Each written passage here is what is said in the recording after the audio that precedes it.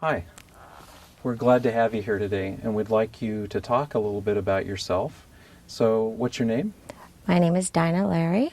And can you tell us when you came to Redondo Beach?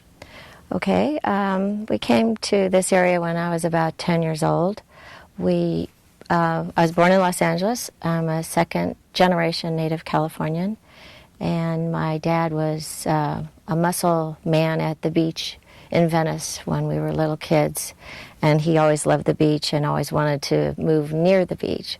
So in 1960, he started working at the May Company, which is now the Galleria, and he was the carpet manager there. And so as a little kid, we would go over there to see him at work, and we moved to this area when there was hardly anything.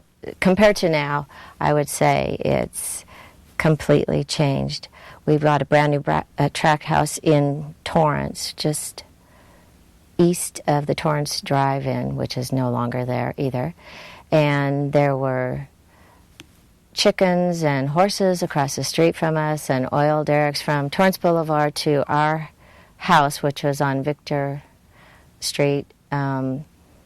There was nothing between Torrance Boulevard and our house, and now it's apartments and all kinds of things, but there were oil derricks and fields and horses and chickens, and there was a dairy over on Del Amo, Quinn's Dairy, and had all the cows there. And this is just 1960. You said your dad was a muscle man at the beach. Did a lot of the activity that your family did, or every weekend we were at the beach? So what was the beach like along the Esplanade? Were there houses on both sides? No. In 1960, it was already, one side of the street. There were no houses on the other side, but they were just houses. It wasn't condos or any big buildings. If you drove down Torrance Boulevard toward the pier, as you got just across PCH on the left-hand side, there was the Strand Theater, which was a big movie theater, so you'd go there. And a little further down on the right-hand side was the Fox Redondo, which is a huge as a kid. From that point of view, a very big, grand theater. It had lots of red velvet and gold gilding and big staircases going up two sides. Of course, kids weren't allowed there. And we'd go there. Our parents would drop us off, 3 kids, and have a movie day, and you'd go and buy your jujubes and go inside. And I remember the floors in the theater were wooden floors, and the kids used to have this thing that somebody would say, "There's a rat," and all the kids would start stomping their feet in the middle of the movie, and they're screaming, little kids, and everybody would get their feet up, because you never sit with your feet on the floor because the rats were going to get you. That was always the thing. Of course, I don't think there were rats, but back in the day, somebody must have seen a rat on along the rocks once, and it just used to be kind of a tradition in the movie theater that all the kids would do somewhere throughout the movie that would start this whole little wave. And that was in the Fox Theater? Yeah. Someone told me once that the Fox Theater not only was it wasn't only a theater for films, but that it had live entertainment. Yeah. That was probably music before my time. We never did any of that. We were always there at the movies. I remember back in, I would say, 1964 or something, when the Beatles movie came out, Hard Day's Night, and they were putting tickets on sale very, very early in the morning. So my girlfriend and I got up, and 6 o'clock, we walked down there and stood in line to get our tickets for Hard Day's Night and see it there. And that was all the screaming teenage girls there in the day. That was kind of a big experience there at the theater. I remember that. So what kind of activities were there on the beach back then? Was it, I think now we see people come to the beach, they're very quiet, they just lie down on the beach. I'm wondering if in the early 60s, if there was more activity on the beach, were there things run by the city or anything that happened there that made it different from now? From now? Oh, yeah.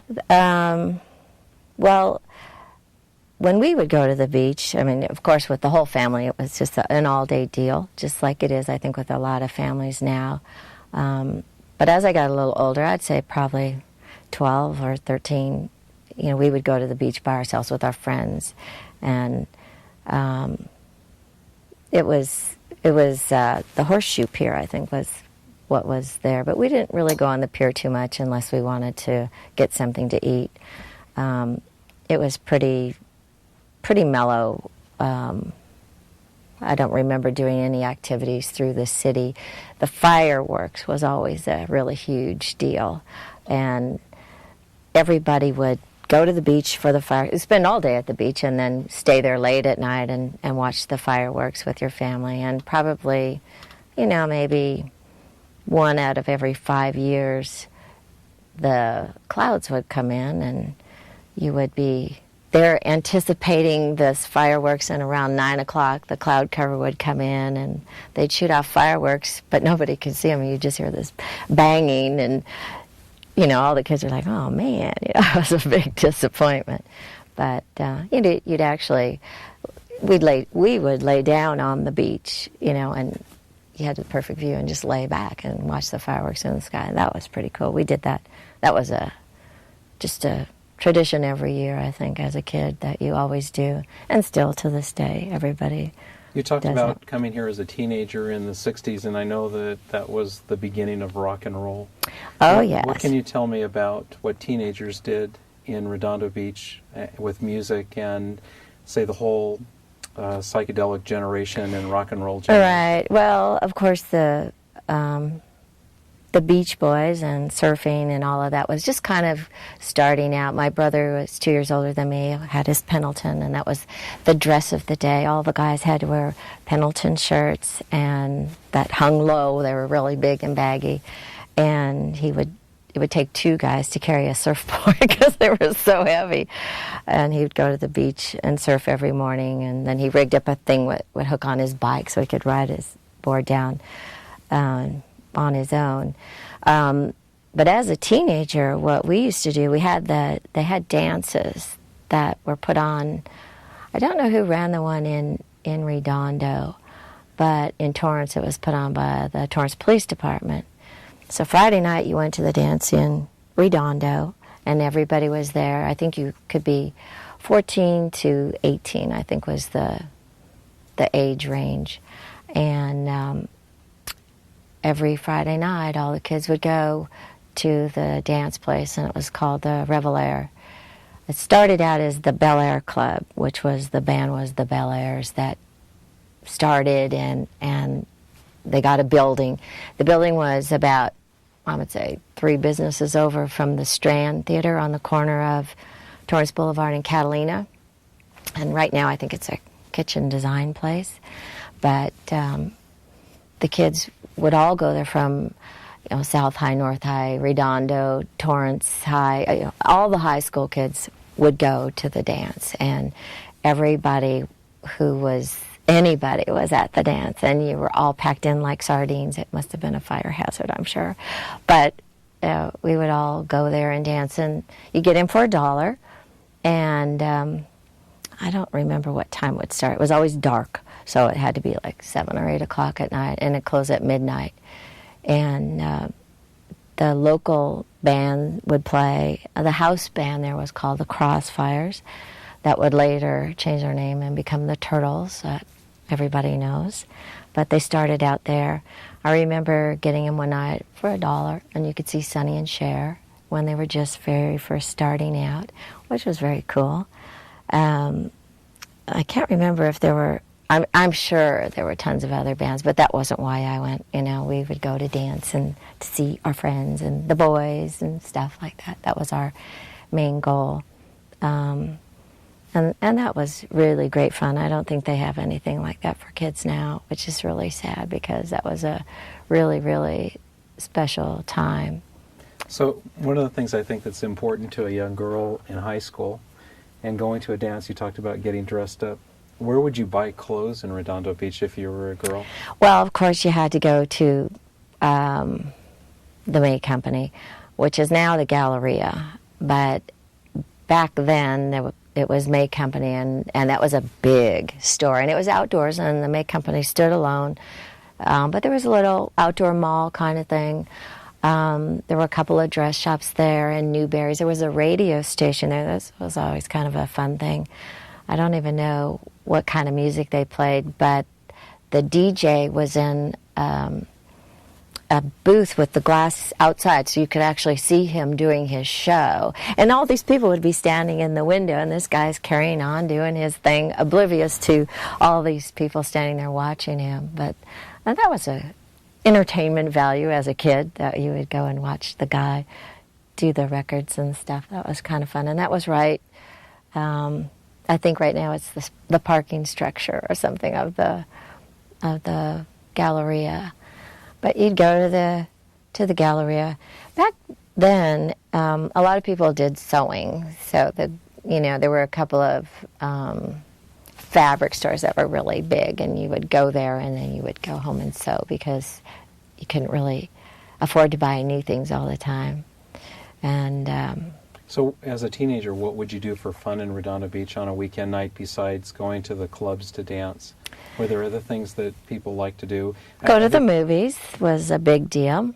I think all the teenagers went to the drive-in, which the only drive-in in town was the Torrance drive-in, which is about 2 blocks east of Redondo Beach. But everybody did that. But going to the beach was the big thing. You'd get there early in the morning when it was cold, and you'd ride your bike on the strand or the bike path, and just kind of hang out all day. I think the beach was a huge entertainment value, and it was just being with your friends and going in the water. I remember one time we'd go body surfing a lot. And they also had the beach mats, those big canvas mats before boogie board days, but they were these air-filled mats, and you'd go rent a mat and you'd go out in the water and ride it in all the time, and that was really big fun. I remember one time my girlfriends and I were out there doing our thing in the water for hours, and we kept stepping on something really, really weird and scream, it's like, ooh, something's down there on the bottom, and we'd a couple hours out in the water, and then come back out and lay on the beach and dry out and go back in the water. And a few hours later, this dead seal rolled up, and we had been stepping on it all along. We were so freaked out. And to tell you the truth, that was the last time I was in the ocean. And that was probably 1964. I'm done with that. But that was kind of a freaky thing for us. But was there ever a cruising scene in Redondo Beach, like American Graffiti? Yeah, there was. There was, oh yes, there were lots of, well, I'm talking between 60 and 64, but after when the boyfriend started to drive, that was a big thing. There were lots of local car clubs. There was, I don't even remember, because I wasn't that big into that part of it, because the girls really didn't drive much. The boys always had the cars.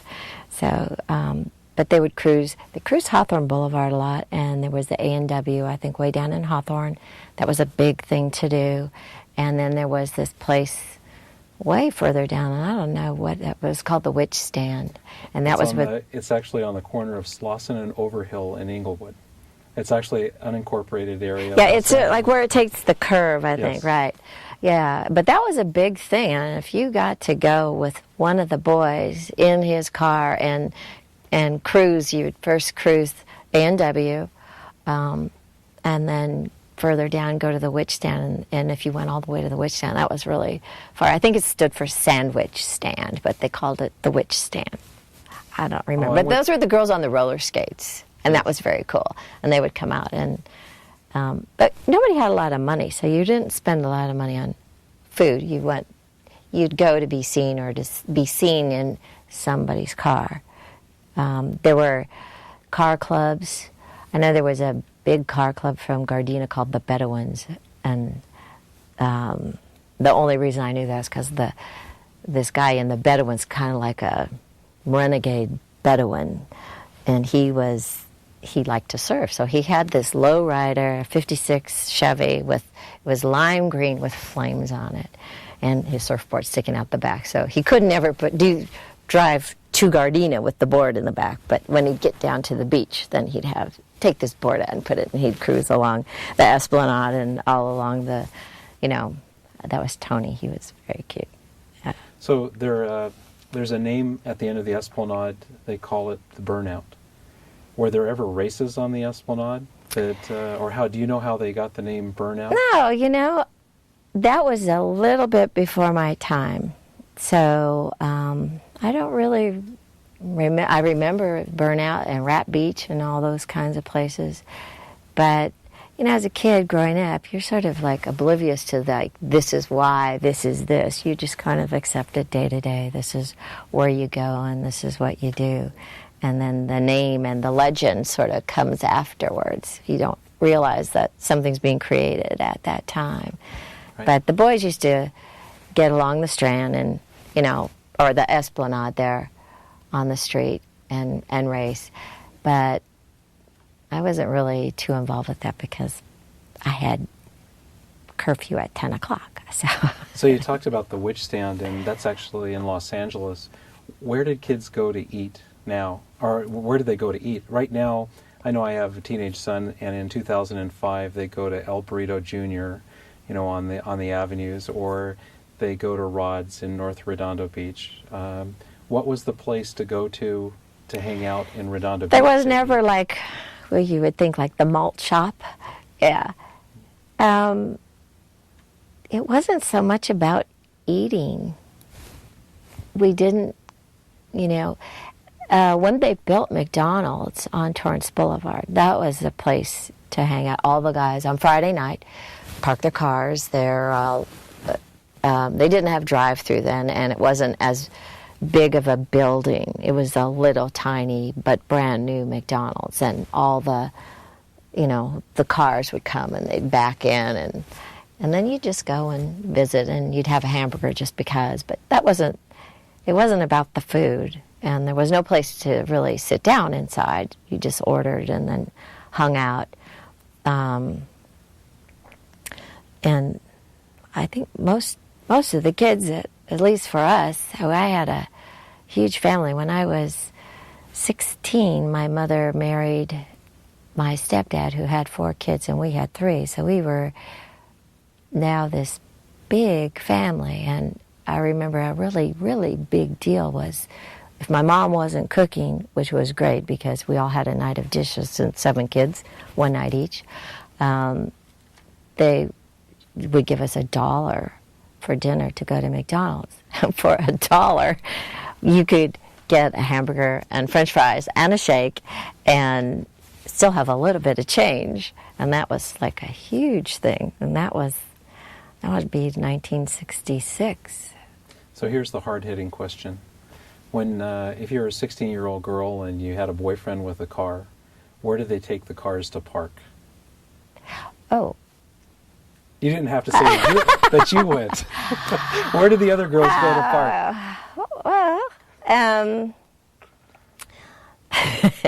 they would go. They would actually go up in PV. There was a point up there, up in PV, that we would go to. They'd never say you're going to park. It was they're going to go watch the Grunion Run. I think that was the thing. Let's go watch the Grunion Run. And that meant you were going to go to the beach. I did that a few times, but not a whole lot.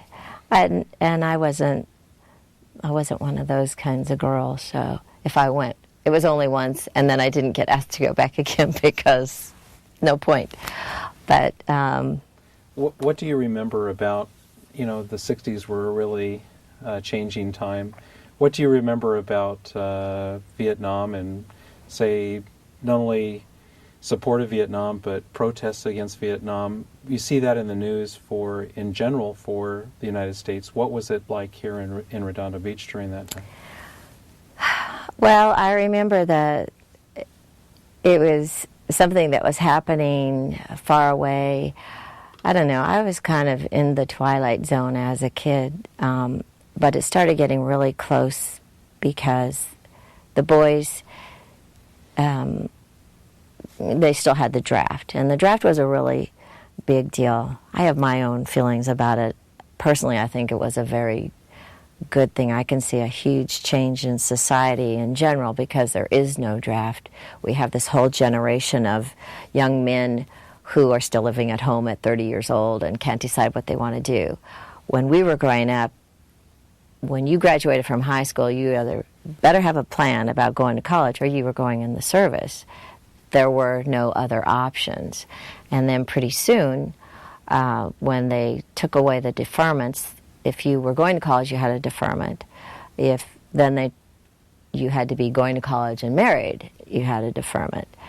Then it was going to college, married, and had a child, you'd get a deferment. They kept loosening, and pretty soon I think it was 1969, in fact, that they did the lottery draft, and everybody got a number. And if you were below a certain number, it was based on your birthday, and if you were below a certain number, you were going, and you better make a plan to either join the National Guard or the Coast Guard if you didn't want to go to Vietnam, or the Air Force or Navy. But if you didn't choose one of those, you were going in the Army and you were going over to Vietnam. It was pretty bad. I have 5 brothers, so that was a huge deal for our family. But by the time they did the draft, or the lottery thing, I was married. My husband had already graduated from college and already had all those student deferments and was married, but that was all out the window, and so he was going to get drafted. His number was like 69, and my brother was 96. My other brother was already in the Army, so he was over stationed in Thailand. But, so they had to take action. My husband at the time joined the National Guard, and my brother joined the Coast Guard, and my brother is still in the Coast Guard Reserves, but that was the way. And then by the time my next brothers came around, it was over, thank God. So it was a really sad time with all the fun and enjoyment of high school.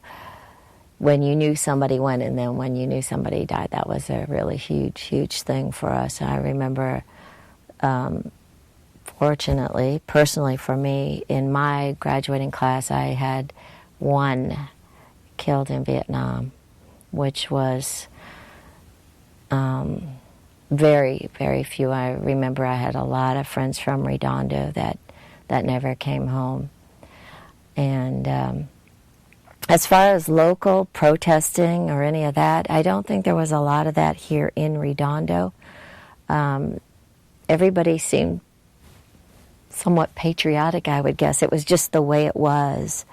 I think more of that happened at the university level or in San Francisco area. But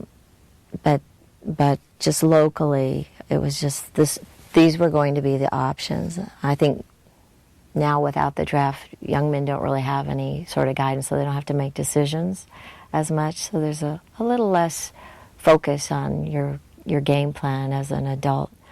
But the boys grew up really fast when we were growing up, because you had to. And how old were you when you got married? 18.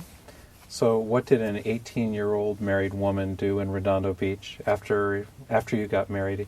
Did it change that you didn't go out dancing? Oh, yeah. What was there for you to do here? Let's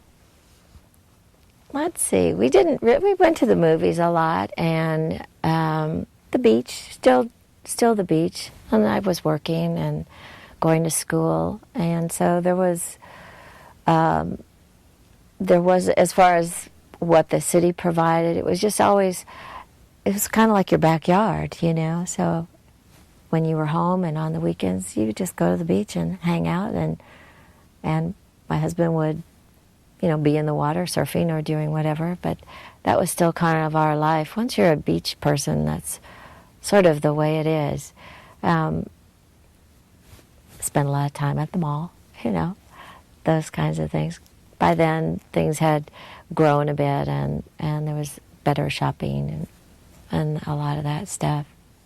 What did you remember about,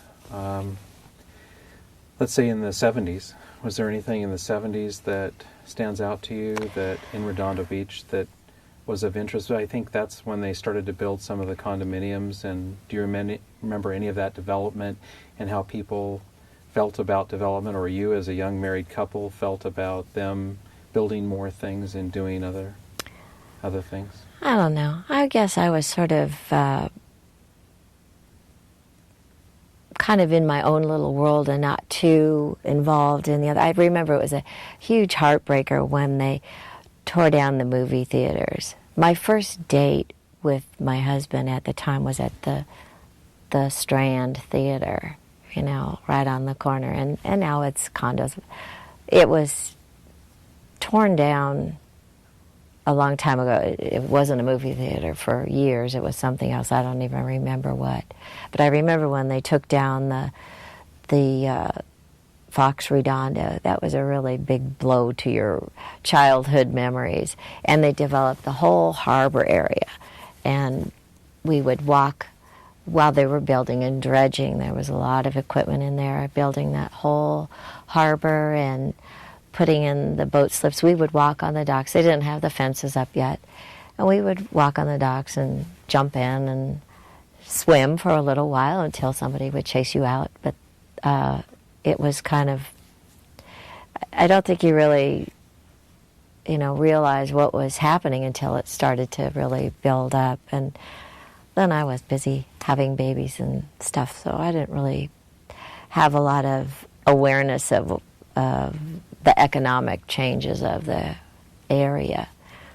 I think that's typical. One thing that I do remember was hippies and that whole era, and that was kind of like the whole other culture. It sort of came in mostly when I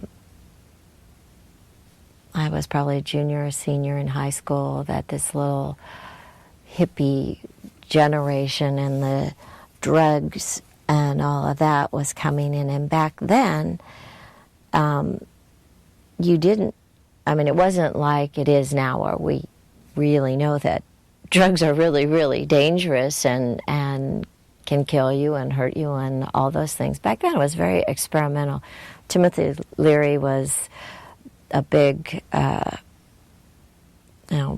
symbol, I would say, in the teenage culture as far as LSD and those kinds of drugs and marijuana and all of that. And I remember being in school and sitting in class, and some kid would be sitting over there, and all of a sudden, thunk, his head would go down on the desk, and the teacher would kind of look over, and he'd overdosed on drugs, and it was a very new thing. I was a rah-rah, so I was on the other side of the fence there, but I remember that happening, and kids going like, wow, what happened to them? Oh, he took a few of these, whatever they were, and there he is. And we had a lot of kids, I would say, in my graduating class, and more of the kids that I hung out with, more overdose drug deaths than killed in Vietnam, which is really kind of a weird deal. But then changing over after high school, kids kind of decided they were going to escape the draft. There was a lot of that kind of talk, turning into the hippies, moving up to the mountains and doing that whole deal. When you were in it, you didn't really realize that it was sort of a little cultural thing. When you were living that life, you don't recognize that, looking back now, like, wow, this whole movement was going on. You're just kind of part of this lifetime in society. You don't really pay attention. I'm sure, my children or your children you don't know what's going on, until you can look back at it. A funny thing, when my son was in high school at Redondo High, one of his teachers was a boy I used to date many moons ago. And he told me, my teacher, Mr. Hajduk, I said, oh, wow. Well, tell your mom says hi, just for fun. I thought, maybe it'll help your grade, maybe it won't. He had to write a report on a culture of people. And he was coming in and asking me these really odd questions about, hey, Mom, what was it like in the 60s and 70s? And were you a hippie? Were you this? Were you that? And I'm like, why are you asking this? We have to write about a culture of people. What do you mean, a culture of people? Well, they had their own food. They had their own dress. They had their own lifestyle. They had all these things that I said, wow, I didn't realize that. So I was kind of telling him some of the things I could remember about, different things, love beads and whatever. And I remember his teacher writing back. He said, oh, I got an A on my report. And I guess you had to write, who did you talk to, or where'd you get the information? And he wrote, my name in there and stuff. And the teacher wrote back, remember the sandals and the beads and all that stuff in the margin. I thought that was kind of cute. I never really realized that was a culture or a very separate little society all by itself. It was kind of funny. It was kind of a shock to me as an adult. But so you talked about having children. What hospital did you go to have your children? Well, my first son was born at South Bay Hospital. At the time we had moved. We were living in Redondo, right on the corner of Camino Real and Prospect. And every day, to this day, with my current husband, every time we drive by, it's just sort of a joke. Oh, I used to live there. And so every time we drive by, he goes, didn't you used to live there? I mean, he's so sick of hearing it. And it's on the way to my mom's house, so we drive by there a lot. But right before I was going to have my first baby, I was 8.5 months pregnant. We bought a house in Huntington Beach, which is a brand new development. $30,000 we paid for a brand new 3-bedroom house, which was, now cars cost $30,000, but back then this was a big deal for us. We saved and saved. We had no furniture. It wasn't these Pottery Barn newlyweds these days. We had the classic bookcase, the cinder block with the boards over top. That was our bookcase, and we didn't want to spend any money. We were saving and saving for a house. So the middle seat of our Volkswagen bus was our couch. We disconnected it, and that was our couch. And that's a funny time when we lived there. I remember it was, I guess it was 71. That would be the year they had the earthquake, and we were living right in that apartment building on the second level. And about 6 o'clock in the morning, it was almost right on 6 because the alarm went off, and then this booming, shaking noise was going on. And my husband jumped out of bed, ran in the bathroom, and grabbed his robe and jumped back in bed.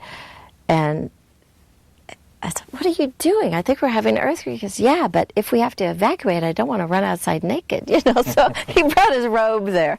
And I'll never forget that. I thought that was pretty funny. No shoes. No, just the robe. And to think of it that fast, it's still shaking. He runs it and jumps back in, and we're just both laying there. And the whole, being on the second story, you could feel the movement a lot more. Well, this is really bizarre. What's going on here? And that was in 71. Yeah, it was a huge earthquake, but in the South Bay, you could feel it really, really big. So what do you remember as the biggest catastrophe to ever strike Redondo Beach, or let's say the biggest natural disaster? Do you ever remember anything happening here that stands out to you in your lifetime? Oh, yeah. Well, the fire on the pier was really big. Then there's the storms that would wipe out the marinas and things like that. That was pretty big. We moved away and then came back, and I spent still a lot of years in Redondo and around Redondo, and then working in Redondo for years. And I was working in Redondo, and 1988 was a huge, huge storm that affected the whole beach area. There was, it was the 10K run, the Super Bowl Sunday 10K run that the Chamber of Commerce is still putting on. It was a very big deal, and I was in charge of the VIP tent, I think, at the time. And a couple days before the run, they had the big, big storm, and the waves came over and threw the rocks from the break wall like they were nothing, through the lobby of the Portoෆino. One huge wave through the Charthouse restaurant, just, washing through, while diners were there, because there's something about the ocean that's very hypnotic. And when the waves are big, people come to watch the waves. And it's usually January, and we get every year, a pretty good amount of waves, but some years are bigger than others. And people would just go down and go in the restaurants, and they're all in the waterfront restaurants watching these waves come closer, and it's like watching fireworks. It's like, ooh, that was bigger than that one, and the next one coming. And the people were sitting right in the restaurant at Blue Moon Saloon, and the diners were in there, and the waves were splashing on the windows, breaking on the windows, and finally, till it broke the glass and just washed right on through the restaurants, the people, the food, everything, just like nothing. It wiped out the Seaside Lagoon, which was always the final gathering point for the 10K run. So as a substitute, they did the finish of the race on the top of the parking structure of the pier. And of course, there's thousands of people afterwards for the awards ceremony and all the announcements and stuff, and we're all standing sardine style on the pier top structure. And the announcer was doing his thing, and all of a sudden he changed. He said, okay, and about 2 layers of people in front of me, just about 10 people, just vanished, just disappeared. They went straight down the ventilation grating of the pier, gave way, and 10 people, or I don't know, maybe not 10, might have been 8, went down the hole into the second level of the parking and just vanished. And the announcer, Jim Graham, who worked for the city, saw this happening, and amazingly, just without missing a beat, just said, please step away. And the people around the hole moved away, and he just kept on like nothing had happened. And pretty soon, the fire engines and the rescue people start coming down to, and one person died there, but he kept everything. I mean, it could have been a chaotic mess, but he was so smooth and didn't miss a beat and kept everything very calm until the paramedics could take the people away. That was a huge disaster in my mind. I thought that was the outcome of the storm, the aftermath. I thought that was a really big deal. I know that you work for the Yacht Club now. Mm-hmm. What can you tell me about the Yacht Club? I think it's something that sits out there near the water, and unless people belong to it, they don't know much about it. What can you tell us about the history of the Yacht Club, and from a long time ago and even up till today? Well, they incorporated in 1949, which is pretty surprising to me. A little group of people would get their little boats. Mostly they had like the little catamarans or snipes or just small day sailing boats, and they'd launch them off the beach. They decided that they wanted to form a yacht club. So a little core group got together and got all the people that would take their boats down on the beach and said, we should form a yacht club and get together. So they started meeting. They would meet at the Elks Lodge. That building was there. That's a pretty old building there. First they would meet in living rooms, and then they'd get organized, and they started meeting there. Probably in like 1963, they started negotiating when all the building was going on in the harbor to become a sublease holder out on the point there. And that building was built in 1964. It was actually a merger of two yacht clubs. It was Redondo Harbor Yacht Club and Windward Yacht Club. And now it's King Harbor Yacht Club. They started with 500 original members. It was all they would max out. And they had a waiting list of people to join for years. So the building was built out there. One of the members was an architect. So a lot of it is done by the members. They did a lot of the construction. They did a lot of the planning. And there are, I would say, 150 of the original 500 that are still members and very active in the club. I started working in the club in '89, so still in cleanup mode from the '88 storm, and it took probably 2 years to put the club back together. If you go to the club, you'll see we have a lot of photos on the wall of the impact of the club. The club, if you don't know where it is about 6/10 of a mile out in the water on the break wall. So it's all man-made, and it's the farthest point out that you can get. Spectacular view. There's no view like it. But when the waves were breaking for the '88 storm, and I think there was '83 storm also, the waves were twice as high as the building coming over that break wall, which is just unbelievable.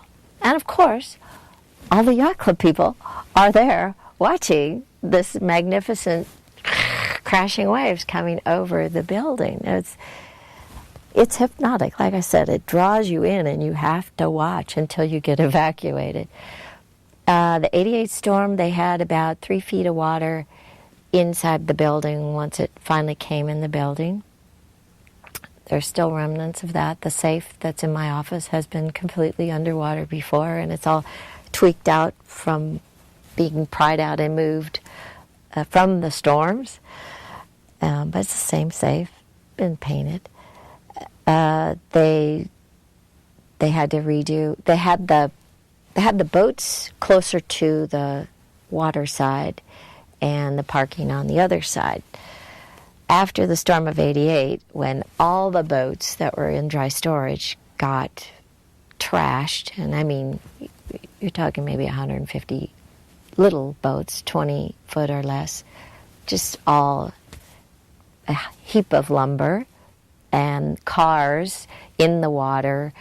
I think they lost 3 cars in the water, and then several cars just smashed into each other because the water would come up and float them all. It took a long time to rebuild after that. Since then, they've put, I would say they've worked twice on the break wall. The Army Corps of Engineers came in, brought in all the boulders. They bring them over from Catalina, and they would stage them all, line them all up in the parking lot of the yacht club.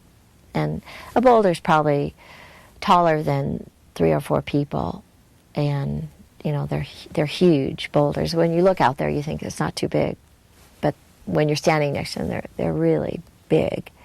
And they moved them out there. They put more boulders on the outside. They broadened the base of the whole break wall, continued it through across the top, and then worked on the Galveston wall, which is actually the wall, not the rocks, the cement wall that goes out. They worked on that. They dropped a lot of rocks there. So the idea was to diffuse the waves, the power from the waves when they come over. So it makes them splash up bigger, but it doesn't have the force. So they've worked on the wall twice since '88 to eliminate the problems. And I would say that they've really been successful. Plus they started realizing they have to vent the parking lot.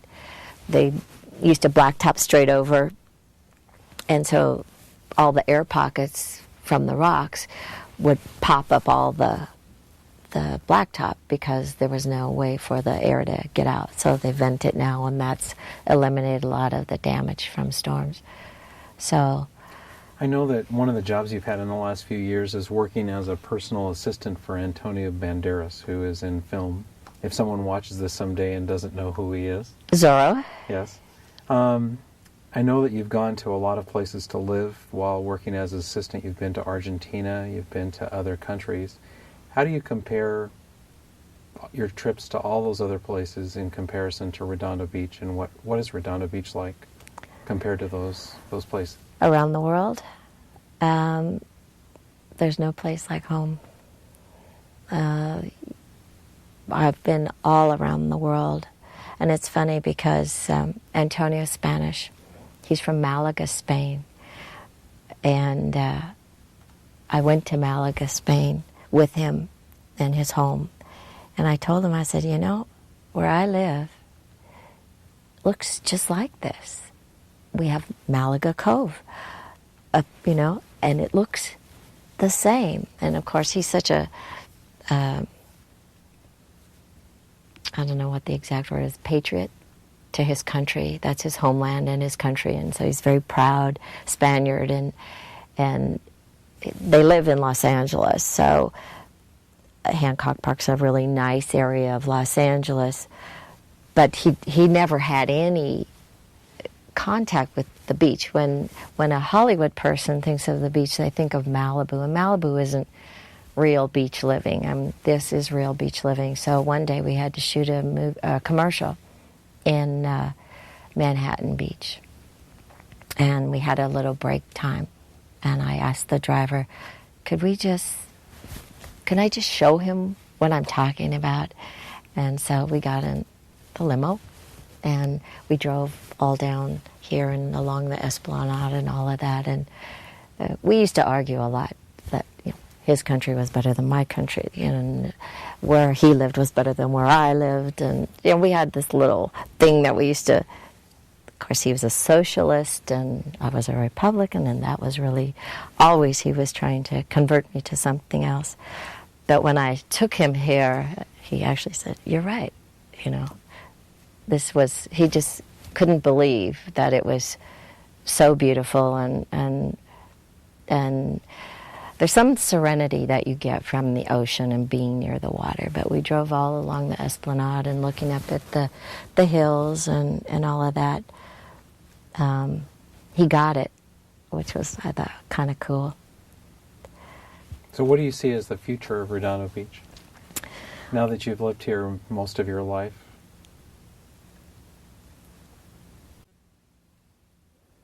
Hi, we're glad to have you here today, and we'd like you to talk a little bit about yourself. So what's your name? My name is Dinah Lary. And can you tell us when you came to Redondo Beach?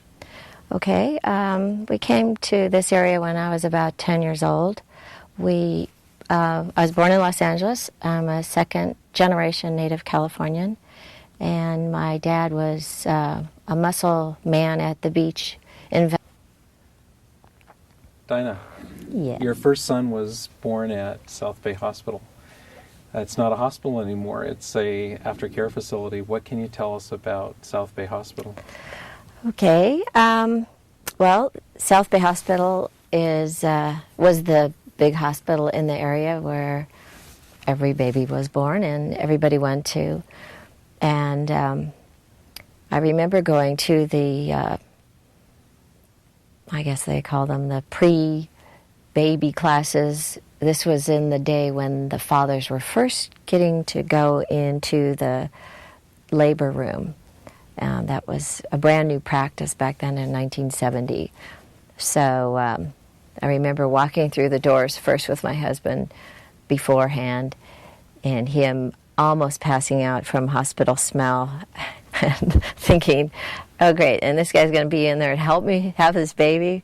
He can hardly walk through the door when nothing's going on. But we went to classes there and saw that, and he said he would be there. So when it came time, we had just moved to Huntington Beach, and we had, I knew I would be driving up to have the baby. but first babies, you have plenty of time, so no big deal. My mother lived in Colorado at the time, so she came in because it was the week the baby was supposed to be coming, because my husband had to do his National Guard duty that weekend. So luckily his duty was up in Palos Verdes, is where he spent his National Guard days instead of going to Vietnam. And he was on duty there, and my mom was with me, and I told her, something's not quite right. I think we should drive up to Redondo today, just because. So she said, all right, let's do that. And I started feeling little twinges and things. But my mother didn't drive a stick. So I drove myself to the hospital in my little Volkswagen, and we checked in and called my husband, and, 3 hours later, we had a baby boy.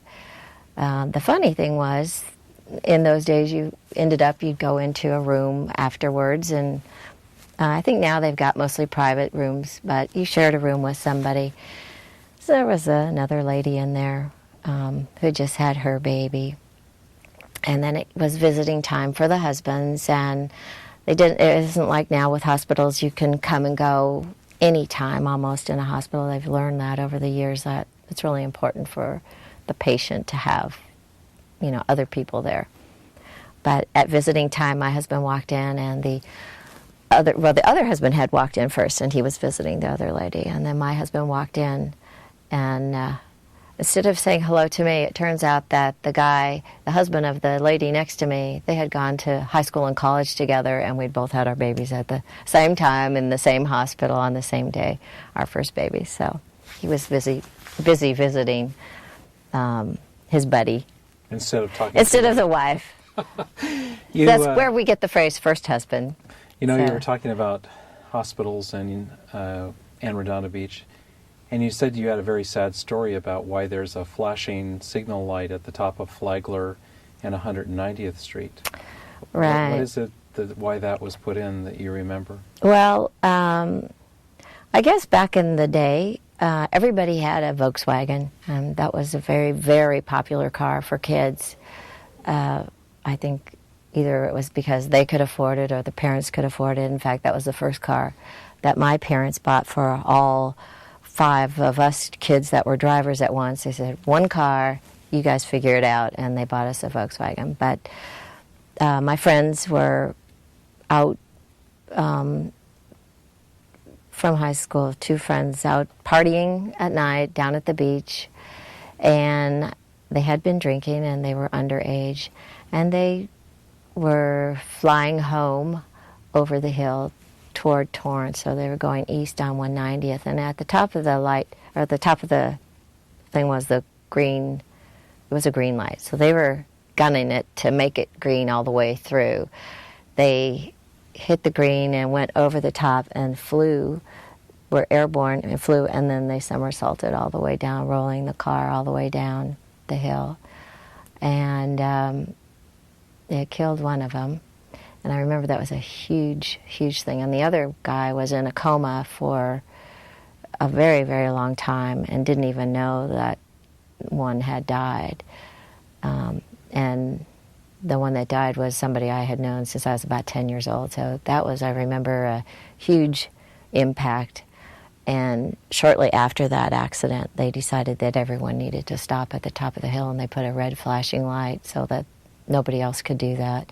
I thought that was a pretty good thing that the Redondo Beach Police Department did for the citizens of the community, because sometimes it takes a lot of bad accidents to get a change. Do you remember when they filmed the movie? There was a movie that was filmed where they went over that hill. Oh, Gone in 60 Seconds, Yes. I think, yeah. Did you go there that day? No. I don't even remember what year that was. Do you remember what year that was? No. I was so into my own little life and away from Hollywood at the time that it was not anything that I remember. It was always a big deal, though. If there was any movie business going on at the beach and everything, that was always a really big thing. And of course they use Redondo Beach a lot for backdrops, and I think that was show was Riptide, was that was right down there at the docks, and they did Cannonball Run? Cannonball Run. Now that's a whole nother story. Of course, that's the Portofiino, and Brock Yates. I'm sure when you talk to Mary Davis about the beginnings of Portofiino, you'll get all this story. But when I worked at the Yacht Club, the first time, my bar manager was Brock Yates Jr. So he had lots of race car stories to tell, and about, especially the Cannonball Run is based on a real race that they do. But then, of course, they did this movie with Burt Reynolds. But it ended at Portofiino when they all check in at the little time clock. So that was pretty fun thing. So, is there anything else that you think you'd like to talk to us about that we haven't covered? Well, no. I do know that after traveling all around the world and seeing lots of different lifestyles, and that Redondo Beach is probably one of the most beautiful communities in the world. The people are very warm, and it's a friendly city. It's easy to get to know people, and there's no place like it in the world. I worked at, I've had a lot of jobs. I worked at the Redondo Beach Inn as director of sales over there around the curve there on PCH. And I was the director of sales, and I had to go to training and at the reservation center is in Arizona. So you'd go there and try and tell people about your property and get them to pitch it. When people would call the 800 number for reservations, if you made an impact on your reservation person, then they would kind of sell your property a little bit for you.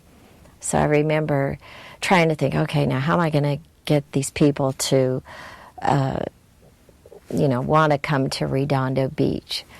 So I made this whole little thing up. And it was, first you'd come into LAX, you'd land in LAX, and then the second thing you would drive through El Segundo, which means the second. And then you would go past Hermosa, which is beautiful, and then come to Redondo around the curve, Redondo, which means round, and then you'd see Palos Verdes, which means green hills. So it was always the beautiful round green hills, the round beach by the green hills, and that was kind of my little spiel. And the service center had an area in the women's prison in Arizona, and I had to go to the prison and do my little thing, and so I had my whole little deal, and had lots of slides and stuff. And I remember afterwards they said, when we get out, we're going to come to Redondo. It's such a nice place. And I thought, oh great, what did I do now? I remember thinking, well, so we have a good police department. I'll keep them in line. So. Okay. Well, thank you very much. And that's going to conclude our interview. Dinah, yes. Your first son was born at South Bay Hospital. It's not a hospital anymore. It's a aftercare facility. What can you tell us about South Bay Hospital? Okay. Well, South Bay Hospital was the big hospital in the area where every baby was born and everybody went to. And I remember going to the, I guess they call them the pre-baby classes. This was in the day when the fathers were first getting to go into the labor room.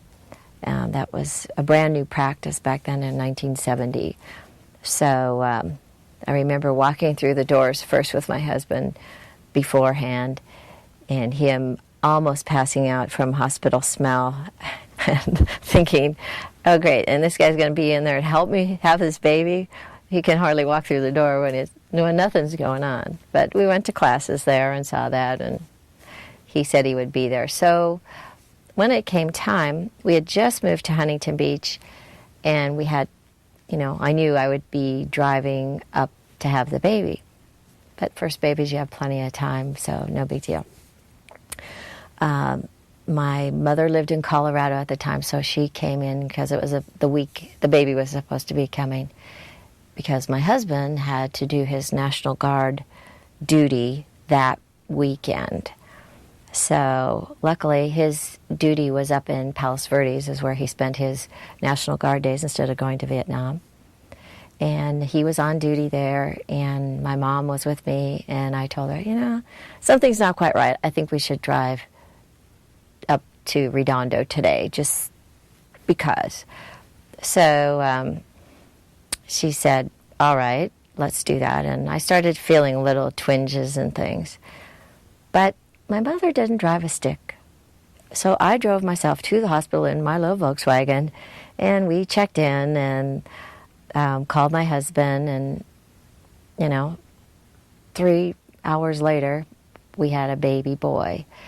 The funny thing was, in those days, you'd go into a room afterwards, and I think now they've got mostly private rooms, but you shared a room with somebody. So there was another lady in there who just had her baby. And then it was visiting time for the husbands, and it isn't like now with hospitals, you can come and go anytime almost in a hospital. They've learned that over the years, that it's really important for the patient to have, other people there. But at visiting time, my husband walked in, and the other husband had walked in first, and he was visiting the other lady. And then my husband walked in, and instead of saying hello to me, it turns out that the husband of the lady next to me, they had gone to high school and college together, and we'd both had our babies at the same time in the same hospital on the same day, our first baby. So he was busy visiting his buddy. Instead of the wife. That's where we get the phrase first husband. You were talking about hospitals and Redondo Beach. And you said you had a very sad story about why there's a flashing signal light at the top of Flagler and 190th Street. Right. What is it why that was put in that you remember? Well, I guess back in the day, everybody had a Volkswagen. That was a very, very popular car for kids. I think either it was because they could afford it or the parents could afford it. In fact, that was the first car that my parents bought for all 5 of us kids that were drivers at once. They said, one car, you guys figure it out, and they bought us a Volkswagen. But my friends were out from high school, 2 friends out partying at night down at the beach, and they had been drinking and they were underage, and they were flying home over the hill toward Torrance, so they were going east on 190th, and at the top of the light, or the top of the thing was it was a green light, so they were gunning it to make it green all the way through. They hit the green and went over the top and were airborne and flew, and then they somersaulted all the way down, rolling the car all the way down the hill, and it killed one of them.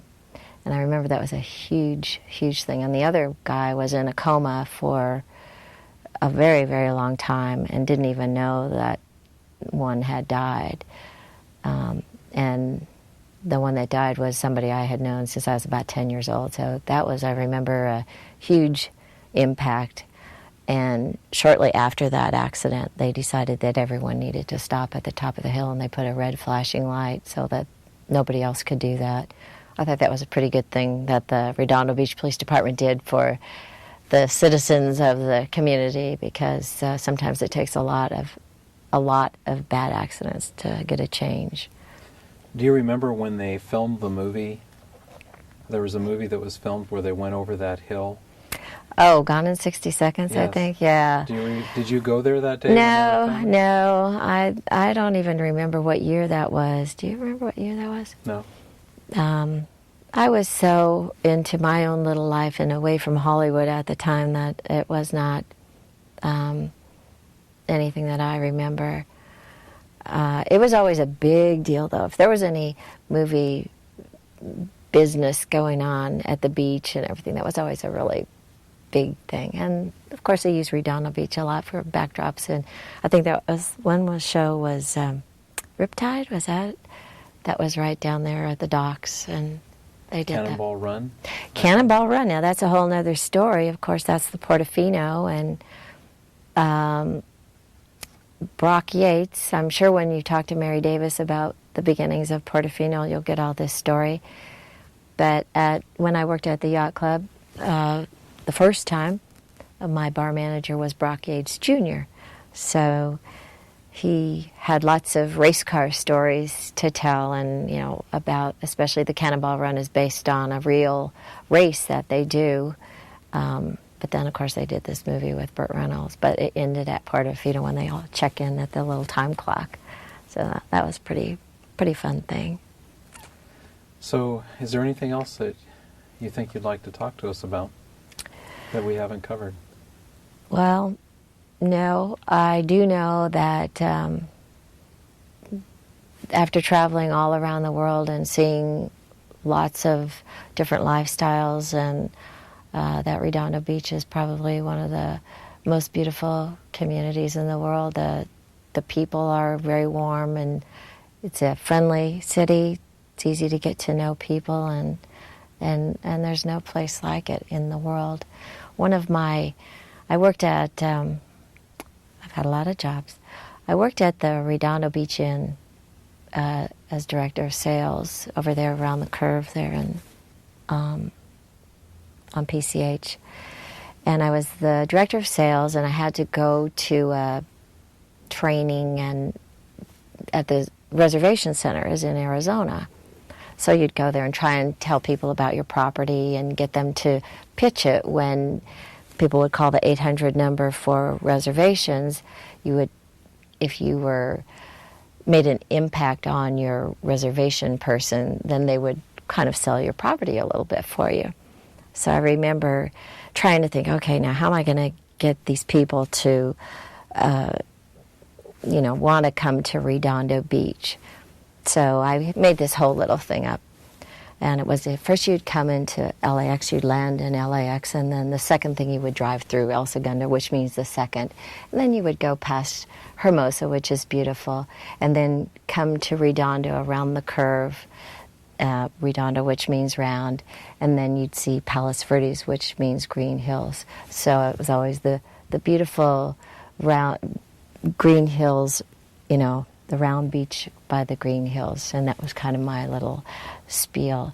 And the service center had an area in the women's prison in Arizona, and I had to go to the prison and do my little thing, and so I had my whole little deal, and had lots of slides and stuff. And I remember afterwards they said, when we get out, we're going to come to Redondo. It's such a nice place. And I thought, oh great, what did I do now? I remember thinking, well, so we have a good police department. I'll keep them in mind. So. Okay. Well, thank you very much. And that's going to conclude our interview.